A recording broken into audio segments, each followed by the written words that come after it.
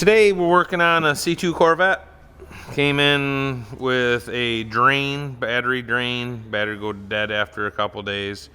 And so we started checking it out and actually did a parasitic drain test, and there was nothing. The car wasn't, I mean, it was really, really good. Everything was shutting off. Then we took it out for a ride, and we prior had put a regulator on it when it was in for service, and we took it out for a ride, and the battery actually was, when we came back, I checked it and it was draining.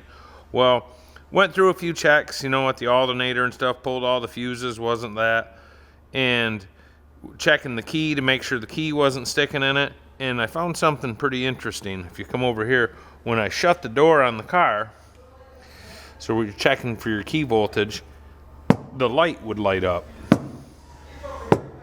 So what was going on is that when it would get good and warm, the contact must just move just enough to where it would stay stuck on, and then what would be happening is the voltage regulator would stay on and keep the alternator fielded.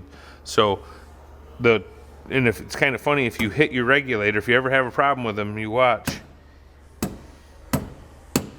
It's actually in the regulator. There's no other issue. So what we're going to do is just change the regulator out to fix that. But that's an important one to catch, and sometimes hard too. Thank you. I'll get back to work.